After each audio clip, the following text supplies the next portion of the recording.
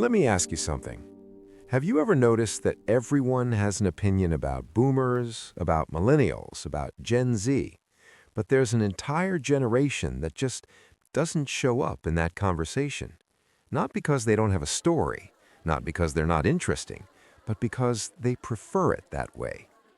We're talking about Generation X, born between 1965 and 1980. Your older coworkers who never complain, your parents who sometimes seem emotionally distant, the people who built the internet but don't post pictures of their breakfast. And here's what nobody tells you about them. They didn't learn to be independent because they chose to. They learned because there was no other option. It's 1978. You're 9 years old. School just ended.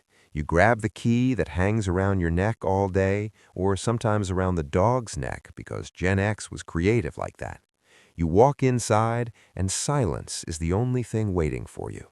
No dad, no mom, no one. You make yourself a snack. You watch Gilligan's Island. You do your homework, and you wait. Not because your parents didn't care, but because the world had changed too fast. Mothers entered the workforce in mass, fathers worked late, and there was no safety net for the kids left behind. A study from the American Journal of Orthopsychiatry estimated that by 1984, approximately 7 million children between the ages of 5 and 13 were regularly left unsupervised after school. 7 million. An entire generation learning that you can't always count on someone being there. And that did something very specific to their brains. Psychologists call it a high contingency environment, when your actions have direct, immediate consequences with no buffer in between. You broke something, you fix it. You didn't do your homework, you pay for it. No dad to negotiate with, no mom to soften the blow. If you want it done right, do it yourself.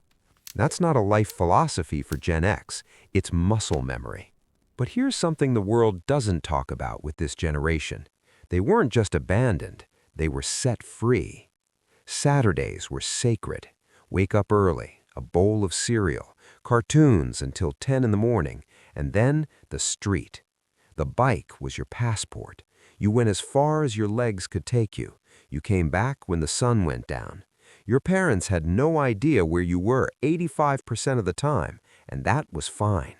No GPS, no cameras, no one breathing down your neck. Just the world and you inside it, trying to figure it out. You drank from the garden hose. You rode your bike without a helmet. You settled arguments with words or fists and then moved on. You made mistakes, and your mistakes stayed between you and maybe 5 friends. No recording, no going viral, nothing permanent. Making mistakes without them being recorded for eternity was a literal blessing. Privacy wasn't a value Gen X chose, it was the default of the world they grew up in. And when you grow up knowing that mistakes fade with time, you learn to take risks, to try, to fail without the fear of being defined by that failure forever. But back inside the house, because the empty house taught other things too. Gen X grew up watching their parents say a lot about stability and then divorce at the highest rates in American history throughout the 70s and 80s. They watched people give everything to companies and receive a pink slip as a thank you. They were told, work hard, follow the rules, and everything will work out. And then the rules changed right in front of them without warning. Psychologists call it defensive pessimism. Gen X calls it being realistic. It's not that they don't believe in anything, it's that they learn to hope for the best while preparing for the worst, because that's exactly what life kept teaching them. Prepare for the worst, but hope for the best. Trust, but verify. And that skepticism created something interesting, a generation that respects competence, not titles.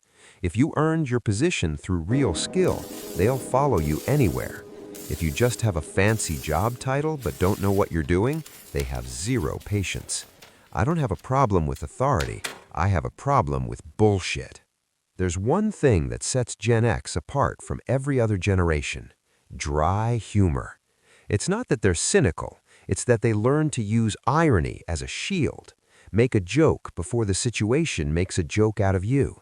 Laugh first. Keep a safe distance. It makes sense when you think about their childhood. They grew up in the shadow of the Cold War. Teachers talked about nuclear war like it was just another rainy Tuesday. Duck and cover drills at school, as if a desk could save anyone from a nuclear bomb. When the adults around you treat the end of the world as routine, you learn not to take things too seriously, or at least to pretend you don't. Happy to be the most unmocked generation still alive. Please continue paying us no mind. Trust me, we like it that way. Despite all of this, or because of all of this, Gen X developed a relationship with work that baffles younger generations.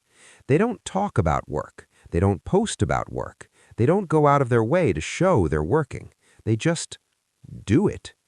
That work ethic was forged early, very early. Paper routes at 5 in the morning, grocery store cashiers doing change in their heads when the machine broke, 12-year-olds responsible for delivering the news to an entire neighborhood. These weren't resume builders, they were brutal introductions to the adult world. And because their parents got destroyed by corporate restructuring, they never believed in corporate loyalty, but they are fiercely loyal to their own competence.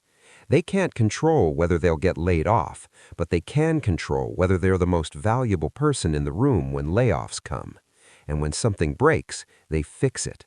Not out of nostalgia, it's a reflex. When your bike broke in the 80s, you flipped it upside down, got grease on your hands, and figured it out.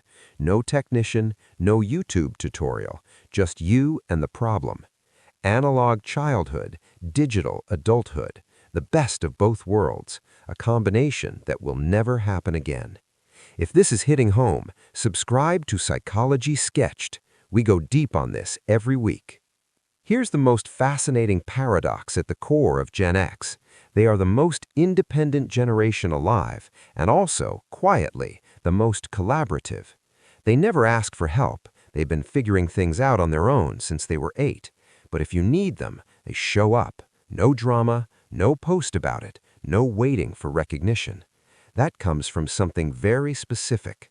When their parents weren't home, their friends were their family. You formed bonds out of necessity, bonds that last to this day. And now they're raising their own kids, and there's a quiet tension in that. They gave their children the attention they never had, the supervision, the presence. And sometimes they wonder, did we go too far? Did we make them too dependent, too visible? Because in the Gen X worldview, being visible means being vulnerable. Memories mean more to us than posts and memes. Generation X may be the last generation that truly understands what it means to be alone with their thoughts, the last to feel real boredom and have to invent something to get out of it, the last to learn things simply because there was no other way. They're not better than any other generation, but they were shaped by a unique moment in history when the old world was dying and the new one hadn't quite been born yet.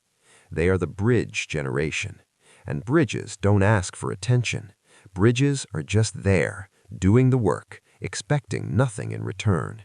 They learned to raise themselves. And maybe, just maybe, that's the greatest superpower anyone can have.